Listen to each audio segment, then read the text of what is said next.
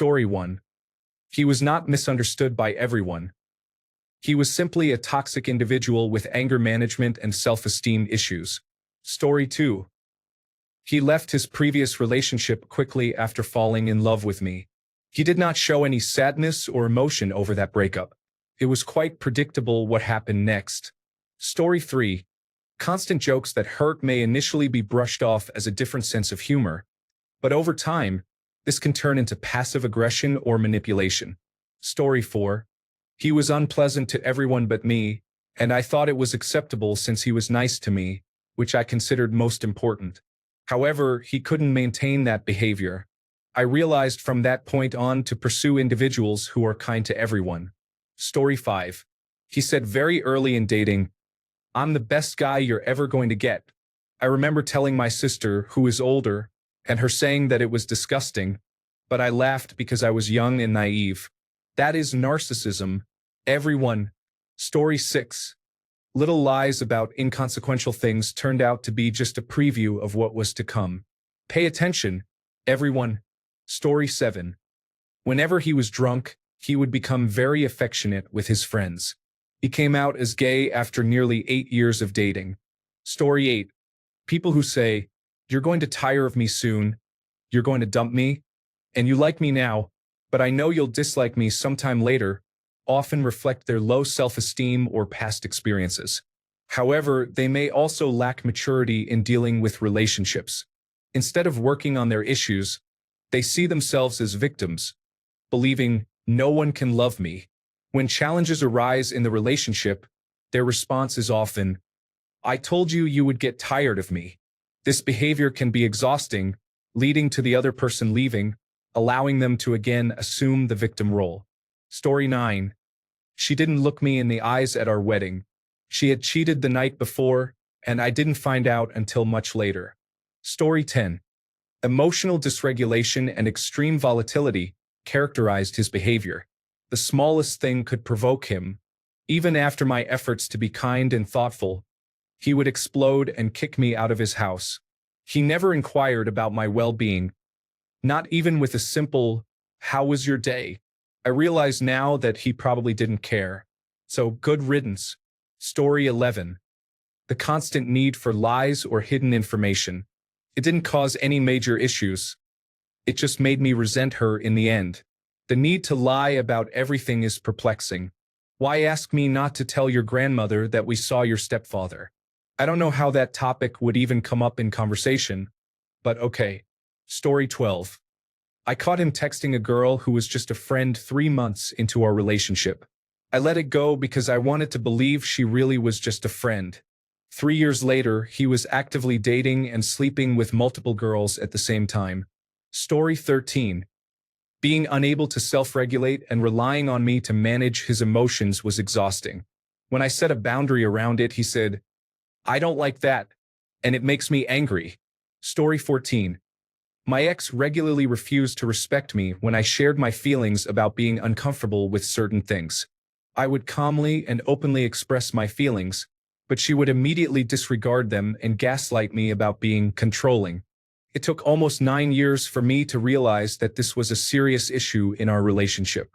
Story 15. No one will love you like I do. Weaponized tears. It is not him being in touch with his emotions. It is manipulation. Reading my diary and then getting angry at what I had written. Coming between me and friends in our shared friendship group, playing the victim while doing so. He treated me like a prize. I had been conditioned to think that, as a woman, this is what I should aspire to. I should want to be adored and seen as special. Except being treated like a prize object is exactly that. You are an object. Something to be owned and controlled. When you are on a pedestal, you are dehumanized. You do not have agency, feelings, or complex thoughts because you are idolized. You are not a person but a projection of what that man or other person wants to think and believe about themselves. If they idolize you, it is about making them feel good about themselves. This is the biggest con done to women, telling us repeatedly through movies, books, and narratives that involve an angelic heroine being hero-worshipped. Times it felt nice, but it implodes. When you are on a pedestal, you can only fail. If you express feelings or thoughts that contradict what you are supposed to feel, you become an abomination. I was called evil because I wanted to leave the relationship. Being loved means being respected and humanized. Anything less than that is a red flag. Story 16. He was always late for our dates, sometimes by as much as an hour without any good reason. His excuse was often, "I was talking to someone." It became clear that he had no respect for me or anyone else and exhibited narcissistic behavior. After our first breakup, we planned a meeting to see if we could resolve our issues. He arrived half an hour late, despite knowing how heartbroken I was at the time. Story 17. When she said she was adventurous in bed, after 15 years of marriage, I realized it just meant that when she sleeps, she talks nonsense that summons a demon from the depths of hell. I have holy water on standby. Story 18. He couldn't handle any type of feedback or conflict. He took everything as an attack on his character. It was always my tone, the timing of my approach, or the way I expressed myself. As a result, I ended up internalizing most issues with silent resentment. Story 19. Almost every response here indicates a partner with low empathy. It is crucial to learn the signs of empathy in people as early as possible. In contrast, highly empathetic individuals often face the opposite challenge. They expend so much energy trying to understand the perspective of selfish, sociopathic, or narcissistic individuals that they lose sight of the fact that they are in a toxic relationship. Story 20. He started to cry over everything. It wasn't that he cried because he felt bad, but rather out of manipulation. Story 21. He was in a position of power over me. He was my lawyer. Never again. The imbalance of socioeconomic status, coupled with arrogance and abuse, made it difficult for anyone to believe me over him. It was a chaotic situation. Story 22.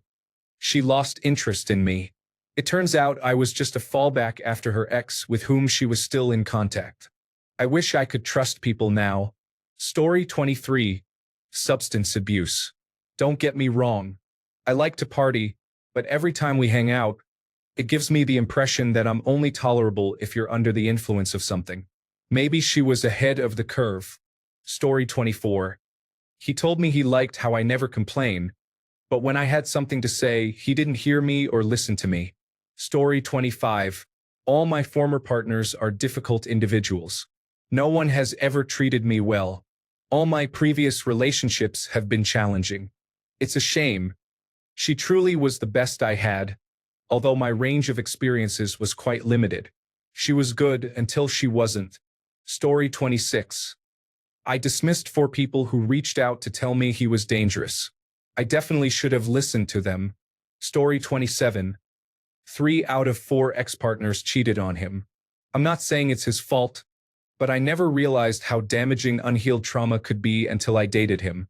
Story 28.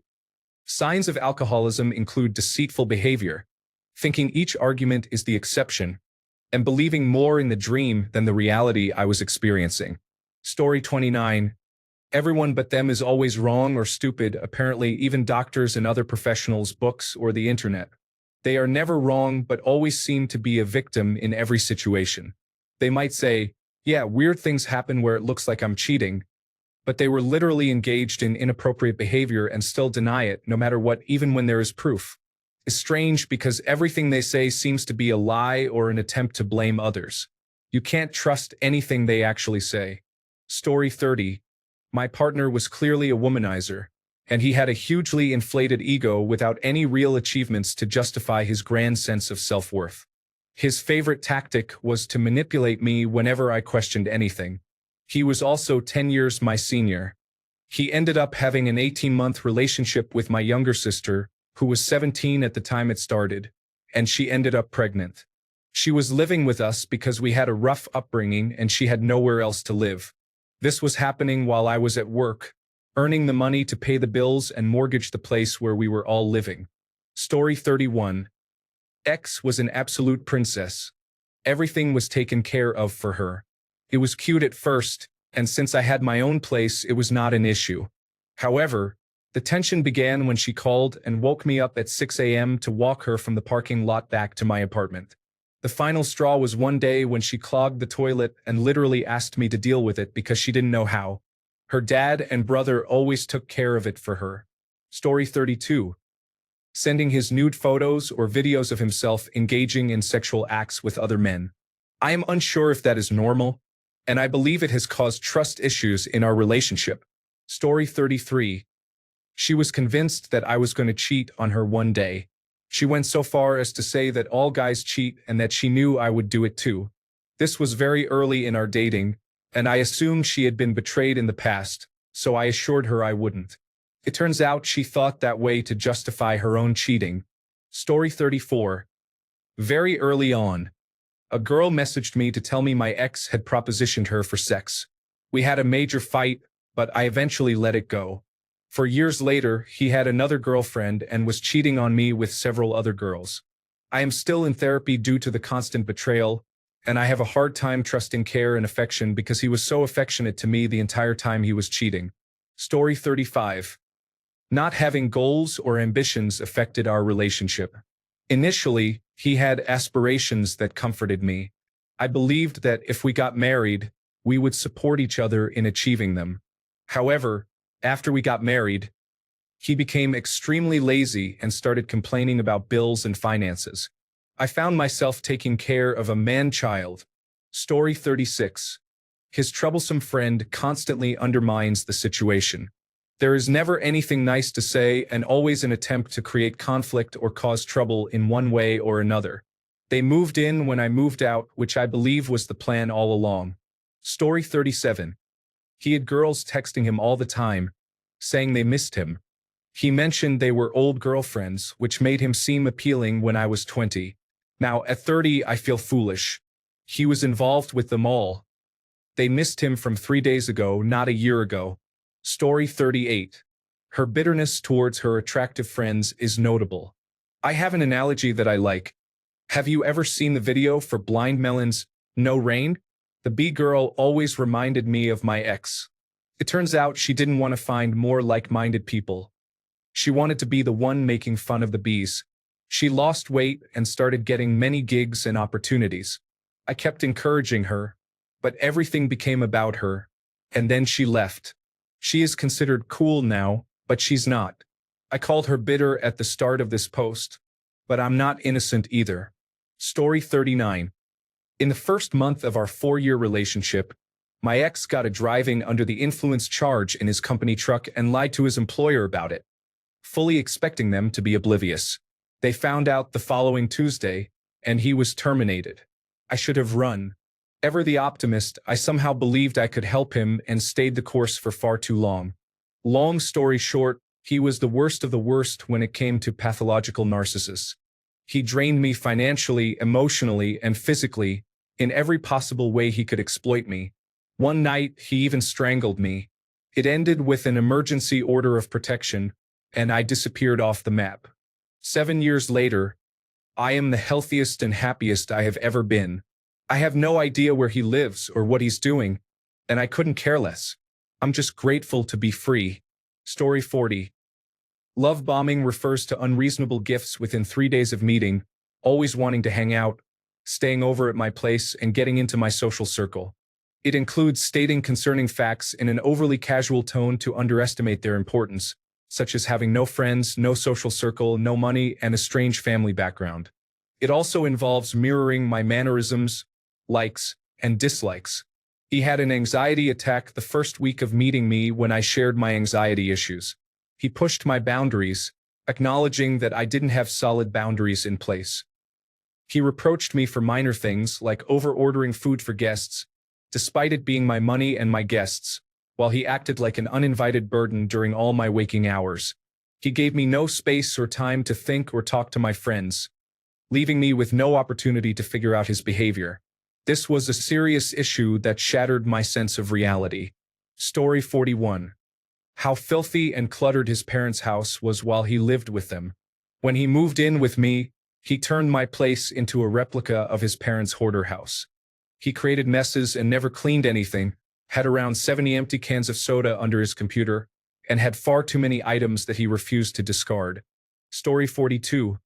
Once we were on the bed, a few weeks into our relationship. He got on top of me and held me down by my wrists. At first, I thought he was being playful, so I played along. I tried to get up, but he kept holding me down with a strange gaze in his eyes. I had to snap him out of it. That was the first sign I should have recognized that our relationship would become emotionally and physically abusive. That odd gaze returned when I finally had to leave. It left me with trauma, and he stalked me for a few years. Story 43. Overly clingy with no respect for personal space. It had only been a month of dating when he surprised me by joining a trip I took with my friends. I am pretty sure I never got to hang out with anyone else except him during the 6 years we were together. I thought it was cute in the beginning, but now I see it differently. Story 44. I wasn't physically attracted to him and convinced myself it was fine because he was what I was looking for on paper. The extreme opposite of my last boyfriend with whom I had broken up a few months prior. The red flag was all mine. Story 45. Early on, my ex confessed that he was a compulsive liar. He shared this because his family had talked to him about it, but he assured me that he had never lied to me and was very sorry for lying to others.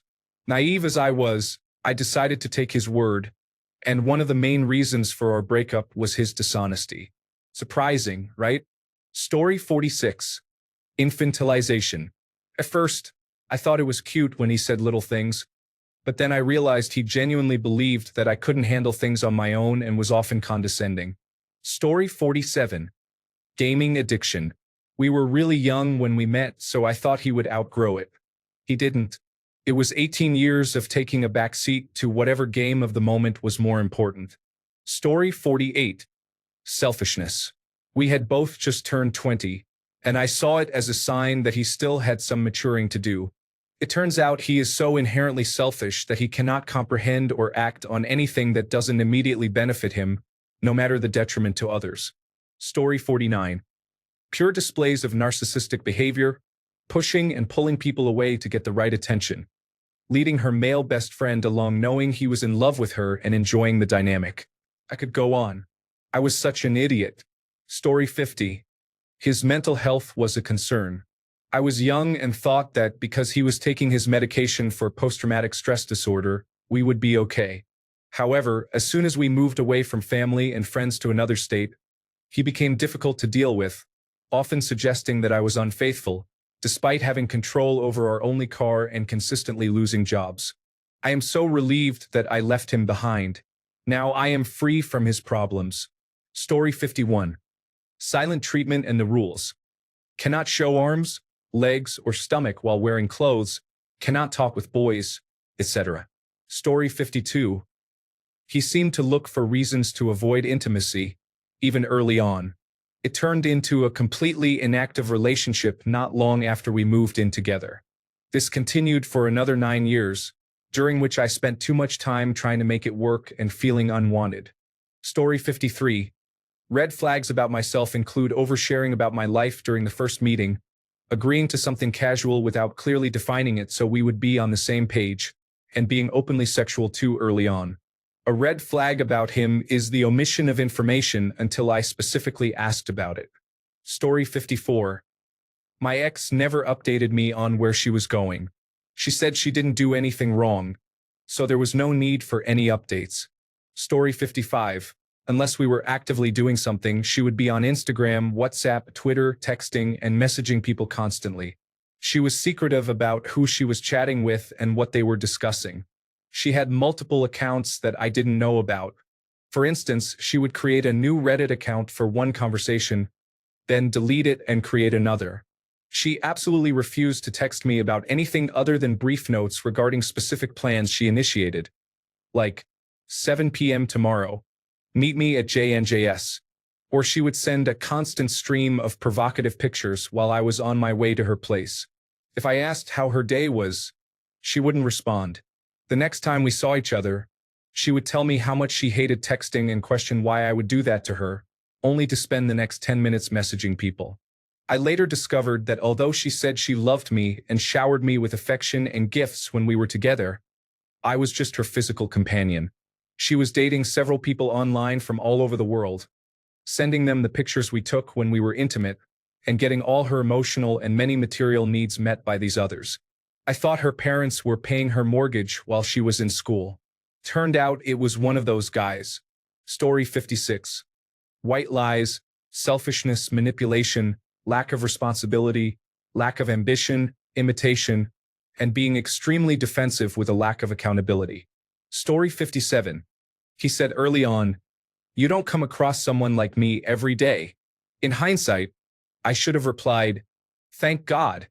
But back then, I mistook ego wrapped in self-praise for charm. Story 58. Lying and the 91 comments on the "Are we dating?" page along with "All my exes are crazy. I was an absolute idiot." Story 59. If they cannot communicate properly during arguments or express themselves through words about anything, then it is already a mess. Story 60. His mother used to come in weekly to clean the house, only stopping because I moved in. I'm an idiot. I know. Story 61. Foreshadowing, not prioritizing me. However, my borderline personality disorder clouds my judgment on whether this is the case or if I am just being overbearing. So here we are. I will provide an update in a year. Story 62. I ended a 4-year relationship a week before he asked me out. At the time, I didn't pay too much attention to it. I liked him too much. Turns out he has no emotional depth. Story 63. For context, we were both male in our mid-20s and had jobs. He would pay for everything and would not let me pay for anything. We were at the grocery store because I needed to buy something for my aunt. At the self-checkout, he scanned his items and insisted on paying for mine too. When I declined, he ripped them from my hands and cursed. He didn't want me to give him any gifts, and when I expressed that all of this made me feel at fault, he would respond, "You don't have to." I asked him, "Why can't I pay for anything or give you a gift?" His reply was simply, "Because no." When we were in my car with the engine off talking, he insisted on turning the radio off because he was scared of the car battery dying. Even when I assured him that I knew when to turn on the engine to recharge the battery, or that if, by chance, it died, I could call for roadside assistance. He insisted that he had anxiety and that I needed to be understanding and accommodating. He took a week off from work for my birthday, which was 3 months away. He mentioned that if I wanted to, we could go on vacation together. A week later, he said he wanted to book the vacation. When I told him I thought it was too early to make plans, and that I would prefer to wait a bit longer, he got angry and accused me of being selfish. It turned out that he didn't want to be with me. He only wanted me to exist in his world on his terms. Story 64. She was an extreme people pleaser and avoided confrontation at all costs. This hinted that she would never bring up issues or discuss things that needed attention. She blindsided me once she realized I was becoming fed up with her unhealthy behavior.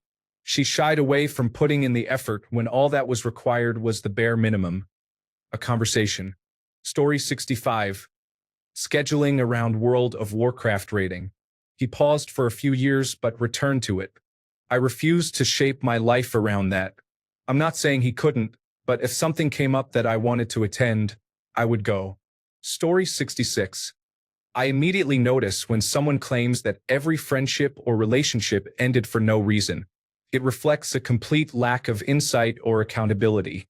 She also says I broke up with her for no reason. Story 67. I didn't work even half as much as he did, so I took care of all the cleaning and cooking at the beginning. It turns out that even when he was unemployed years later and I worked 16-hour shifts to provide for our food and shelter, he still believed that cleaning and cooking were solely my responsibilities, regardless of the circumstances. Story 68. He still had his ex's streaming service logins to use and had her PlayStation profile on his console. It turned out they were still playing together, and he had multiple relationships during the 3.5 years we were together. Story 69. She wanted children, and I said I would be open to it. She proceeded to send me between 6 and 12 reels, TikToks, and pictures of babies, and she talked every day about wanting to be a mother. Story 70. The emotional neglect eventually accumulated until the 5-year mark. I had a significant breakdown in my bathroom a month before we broke up. Emotional neglect is as painful as infidelity, so please don't stay. It isn't healthy. They are not going to change. Story 71. She didn't give herself to me. I don't mean that in the physical sense, but she never let me into the depths of her soul. I thought that would come over time, but the reverse happened. She pushed me out more and more. In the end, there was nothing left of her that she shared with me. Story 72. At one point during a conversation with our mothers, my ex said that it is only natural to break up if the relationship is not enjoyable anymore. I did not take it seriously. We had been together for over 5 years, were living together, and I had no reason to think he would just leave like that. My mother warned me and said it made her feel uneasy. 3 years and an engagement later, he left me over the span of a few weeks. He did not try to fix it and could not even properly tell me what was wrong. It turns out he was in love with his colleague, whom he told me not to worry about. Story 73. Intense, angry punching of the steering wheel type of road rage. I should have seen that the aggression would later be directed at me. Story 74. A girl warned me about him and mentioned she thinks he's a sociopath. I was so naive. Hugs to my past self. But I'm glad I've managed to get my life together a bit more since then. Story 75. I call it the mother wound. It refers to a man with issues related to his mother rather than his father. He had a deep hatred for women, and everything would always come back to how women had wronged him. There was no interest in healing his trauma, just self-destructive behavior and deep insecurity. Story 76. He was always nice, and everyone liked him. Nobody had anything bad to say about him. After 5 months had passed, when I would be alone with him in his house or car, he would snap at me over trivial reasons, such as wearing the wrong colored shoes. Then, 7 months later, he started getting into such a huge rage that he wouldn't remember it at all after a few hours. But he was never violent or threatened violence. One day, he admitted he had a pornography addiction to cope with high expectations at work and from his parents. When he met me, he decided to quit pornography. For some reason, I felt scared for my life if I continued to go out with him. So, I left his house and blocked him from contacting me. I used a stranger's phone to message him. I'm ending the relationship. Story 77. He admitted to being an alcoholic immediately. My dad was an alcoholic, and I saw the struggles my mom endured. I still thought I could fix him. Story 78. She admitted to cheating on all her boyfriends. Guess who thought they would be different? We were in the car one time and she said, I got bored of him, cheated, and eventually broke up with him. That was the 6th time I had heard that from her about a different guy. So I asked, will you promise me you won't cheat on me? Her response, if you ever cheat on me, I'll kill you in your sleep. Story 79. After more than 30 hours of phone conversations where we talked about anything and everything, she showed up to our first date and immediately said, just so you know I smell like cigarettes, but I want you to know that I quit. When asked how long ago she quit, she replied that it was that day. She said she didn't want to tell me because I worked out and took care of myself, and she didn't want me to not date her because of it. I should have recognized that lying by omission was not a problem for her. Story 80. His BMW 3 Series and driving behavior was my personal highlight, especially the misunderstanding with the driver in front of us, the overtaking, slowing him down, and the wrangle on the street. Alcoholism was evident when I met him at a party, during a time when I could still drink alcohol. I stopped drinking 4 years into the relationship, which made him mad because he said that drinking was our thing. He started drinking beer every day since the COVID-19 lockdown, and when I confronted him, he blamed me and our relationship. There's a saying, how you get them is how you lose them. This was somehow true in our case, but I ended the relationship before he had the opportunity to sleep with one of the girls he met after I opened the relationship for him because I couldn't give him what he needed. He was emotionally unavailable, and I should have realized that after meeting his dad for the first time. As I reflect on all of this, I wonder how I could endure it for 6 years without seeing that my stomach problems were the result of us not being compatible. Story 81. Love bombing, moving too quickly, attempting to isolate me from everyone, and putting his hands around my neck. Story 82. The minute we started seeing each other, he asked me if I wanted to be his girlfriend and began the love bombing. I was 37 and he was 36. It had only been a few days. Aren't we supposed to be getting to know each other? 2 years later, I am considering filing for a restraining order. He won't leave me alone, even though I have asked him several times in different ways. The red flags were evident. Story 83. I believed him when he said he wasn't cheating, and I thought I was acting crazy. 13 years later, I learned he had been cheating the whole time, and I wasn't crazy. I spent a long time feeling foolish and naive, but I found my confidence, and life is getting better. Story 84. That she just wanted to have fun after her divorce a year before we met. The loving relationship we had for a year and a half ended a couple of months ago when she met a new guy who is exactly like her. After seeing him for a few minutes at a party, she decided to meet up with him and ended our relationship a few days later because he is undeniably her future. Story 85. He was quite detached from everyone, a classic avoidant in every sense.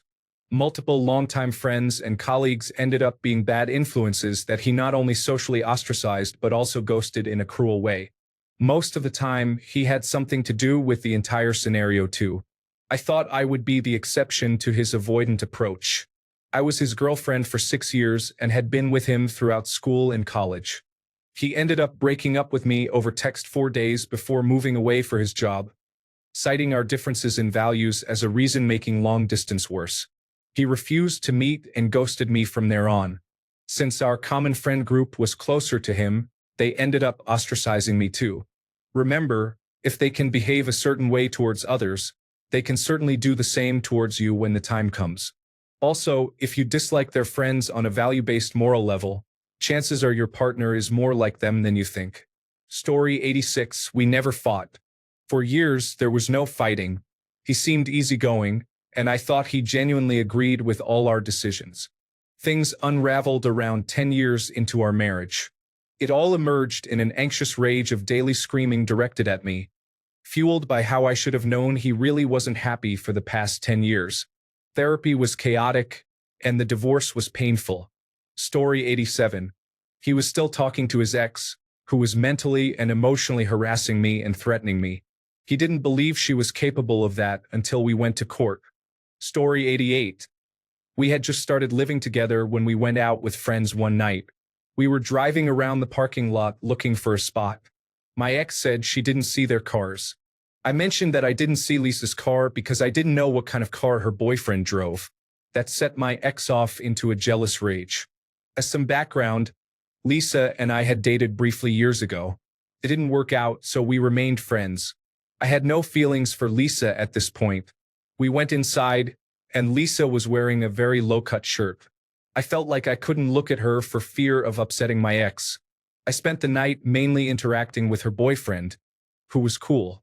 This was just the start of her jealousy issues. I couldn't listen to a band if a woman was singing. I couldn't watch certain movies if she thought I might find the actress attractive. I got in trouble for looking in the general direction of a woman who was walking her dog while I was driving. I had to look in that direction to safely turn the car across 2 lanes of traffic to get onto the street we needed. I couldn't interact with women in general or I would get in trouble. I could no longer talk to women I had grown up with. I couldn't hang out with my friends because, in her words, we might pick up women. I couldn't even talk about women I worked with, or she would lose her temper. It was no surprise later when she left me for another guy she had been seeing while I was at home with her kids. Story 89. He didn't have many friends, or rather, any friends. He worked in the trades and was going back to school, so perhaps he was busy, I thought to myself. However, he was practically a recluse who was condescending and critical of everything. He only did what he wanted, and if I wanted us to hang out with my friends or do something that didn't align with his wishes, it turned into a fight every time. No wonder he didn't have friends. Story 90. Lying to get attention about trivial matters, things you would normally not question, can become problematic. For example, someone might say, "I was walking to my car, tripped on the garden hose and broke my hand." At first, you might not catch it and respond with something like, "That's a rough start to the morning."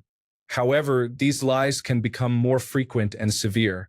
Eventually, she claimed she had terminal cancer, sensing that I was about to end the relationship. She went to the church and support groups were created overnight, reaching out to the high school and beyond. Everyone believed her, thinking what kind of monster would fabricate such a story. I confronted her, exposing the deception, fully aware that this could lead to serious consequences. And to my dismay, it did. Story 91. My wife tends to start relationships with her coworkers. She has done this before we met, during our relationship, and while we were married. It seems that she becomes attracted to whoever is in a position of authority, and suddenly, she is in love. Story 92. She was still with her ex when we started talking, hanging out, and developing chemistry. They broke up over the phone while she and I were out for drinks. A few months later, I ended up in the same situation he was in. Story 93. He frequently fought with his friends, to the point where they would stop speaking for months. He also partied a lot. Initially, it was just alcohol and marijuana, but then it escalated to opiates and cocaine. It made him absolutely erratic and very mean to me. Story 94. Not as bad as the others, but being with someone who postponed the alarm clock was challenging. Only God knows how many hours of sleep I missed. Story 95. My ex was depressed and perhaps a bit lazy as well. It may sound harsh, but he lacked the mental and emotional energy to take care of himself, let alone engage in a romantic relationship. Towards the end, he blamed me for his inability to do anything, which I found hurtful at the time, but it's amusing in hindsight, considering he is still unemployed and has not improved his life in any way since we separated. Story 96. I was the center of his world. When I would ask him how his day was, if anything exciting happened over the week, or what he was looking forward to, every single answer always had to do with me. He couldn't fathom happiness in his life that didn't come from my presence. He engaged in no hobbies. His life revolved around me. He was constantly expressing his love for me and frequently saying my name. I recognized the issues early enough and ended it after 3 months. He cried, screamed, and threatened to harm himself, then suggested moving closer to make it easier to see each other. Even though we only lived an hour apart, I firmly told him no. He was extremely codependent, to a level I had never experienced before. Story 97. He never asked me questions. He said he quit smoking marijuana for me. He forgot to buy me flowers for our anniversary and would only call me late at night. Story 98. The fact that her house looked cluttered, smelled unpleasant, and suggested she might be lesbian or bisexual. Other than that, there was not much else. Story 99. How poor her financial management was. I thought she was young and would improve over time. But after a bankruptcy and divorce, it turns out I was wrong. Story 100. Her saying, "I'm kind of promiscuous." When I mentioned she was good in bed, it turns out she was, who would have thought it, except everyone. Story 101. They essentially had no friends and lacked accountability. In her exact words, "I didn't have a phase. I've just been with a lot of men, and they never wanted to commit, so I'd move on to the next." It was no surprise that over a dozen friendships were impacted by her actions, and I am still to this day trying to salvage relationships with friends I have known for years that she caused issues with. Story 102. I had barely any emotions, which felt safe at the beginning because I had just come out of a very emotionally draining relationship and reacted by completely distancing myself. Then he left one day unexpectedly. Story 103. His friendliness with women was notable. All his female friends called him brother, and I thought, oh, he's just a nice guy. We dated through high school without any issues. Then we went to college and moved in together. He became very friendly with a waitress, insisting she was just a friend from middle school. 9 months later, a baby was born who looked a lot like him. Thankfully, I left a few months before that happened because he started becoming mean, but discovering he had been unfaithful after the fact still hurt. Story 104. We started dating when we were 12. In high school, he really wanted me to perform a sexual act on him, but I wasn't ready. One day, he pushed my head down towards him, and when I resisted, he started crying and said, "What if I hurt you someday?" Story 105. Self-centered and narcissistic individuals prioritize themselves over children and thought that loud sexual behavior was appropriate around kids under 14 in the home. I ran away because this is not acceptable in my world. Story 106. Little lies grew larger over time, reaching statements like, "Don't worry, I definitely have health insurance," and "I don't have any guns in the house, but don't look in that locked chest." The most crushing lie, though, was probably, "I promise I'll propose in the next few months." Now, I am happily married to a different man. Story 107. His inability to make decisions affected the team. He was always independent, and I thought that would change as we grew older. We met at 21, and he is still as indecisive as ever at 30. I made the decision for him and walked away after 7 years. Story 108. The fact that she was in an incestuous relationship with her brothers made me think there might be different family dynamics. However, the more I learned about it, the more I realized it isn't normal in any family dynamic. Now she has left me, saying her family is important. It feels as if her sexually abusive family is more important than me. I wonder why I continued in this situation for 3 years. I regret it. Story 109. I was introverted, but I am now extroverted. It was really difficult at first, but we eventually found a good balance and made it work. However, when things fell apart, it became one of the main reasons for the entire situation unraveling over the past 8 years. Story 110. My partner at the time would lose her temper over little things, and I had to choose my words very carefully to avoid her getting upset. Felt like walking on eggshells around her. I could even move wrong, and she would get angry with me. Story 111. Bragging about her capacity for being petty. I have never been with someone who has done that before. I wish I had kept it that way. Story 112. Her aggression towards other women was unsettling.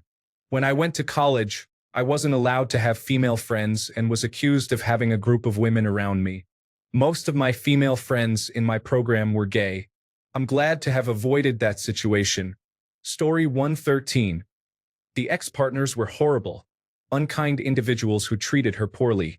Everything was always someone else's fault, and she constantly played the victim. When caught lying about random matters, she would often go on to tell more lies to escape the situation.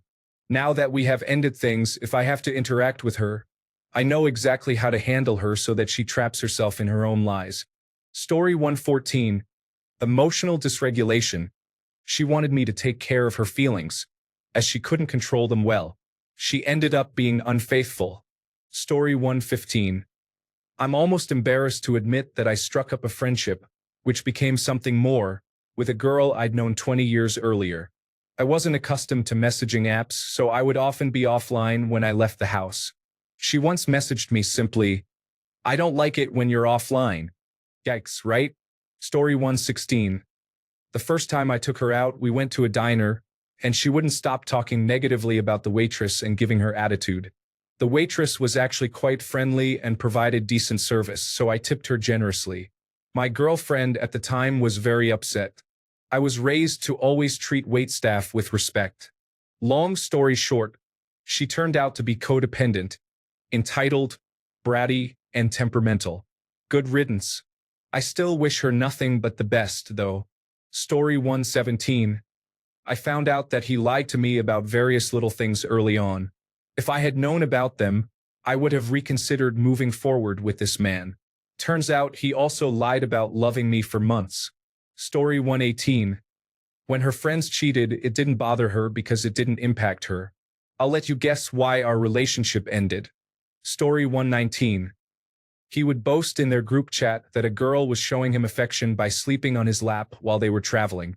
His excuse was that it was just a boy's joke. He promised never to do it again, but a few months later, he still joked about the same thing in their group chat as if it were something to brag about.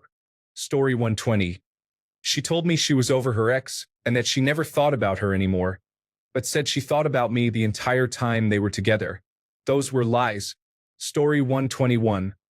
Gaslighting is viewed as problematic in many ways, but ultimately it falls into a single category.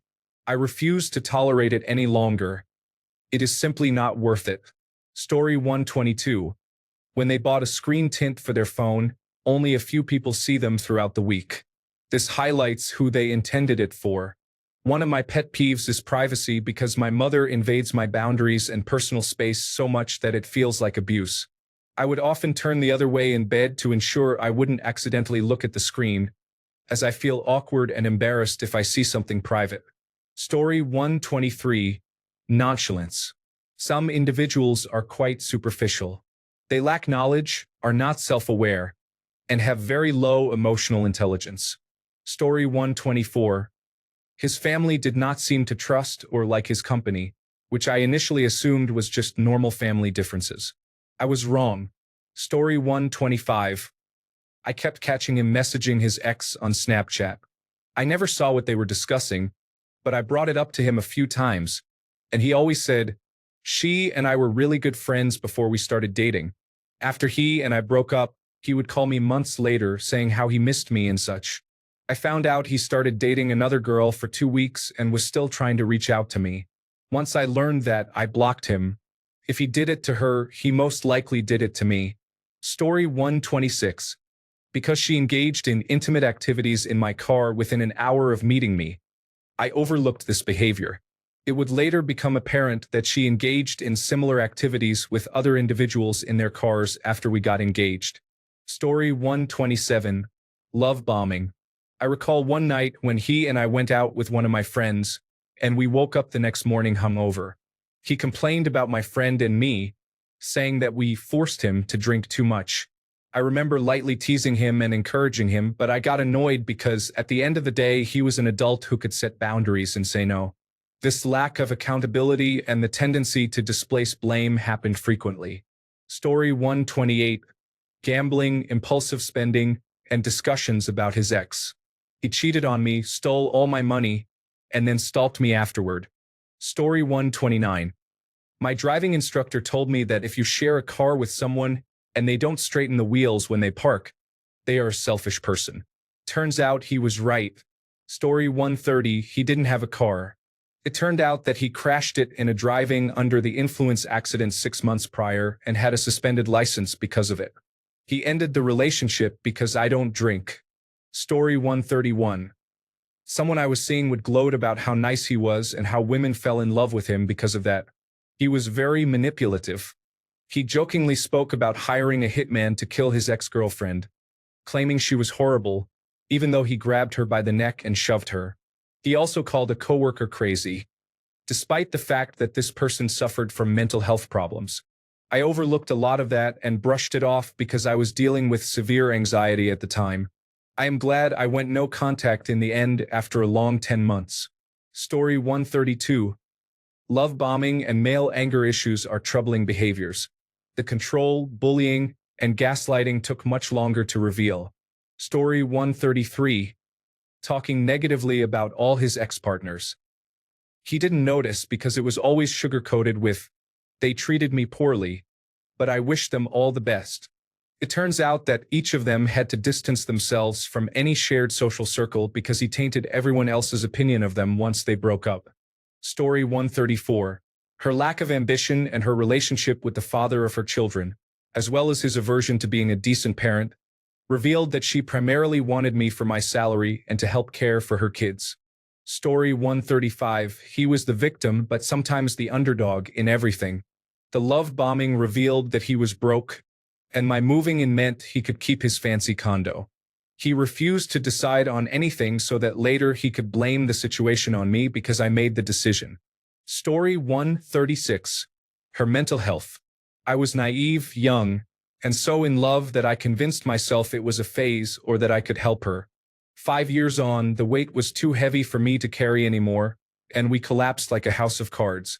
Story 137. My ex had a temper and would say mean things when he got angry. I initially tried to help him manage that side of himself, but it became clear that he liked his anger and it served him more than not. About 6 months before we broke up, he assaulted me while we were camping. He used his anger to justify his actions. He has been with the same girl since a few months after we broke up, and I am afraid he will do the same to her. Thanks a bunch for sticking around till the end of the video. Remember to subscribe, and until next time, stay awesome and goodbye.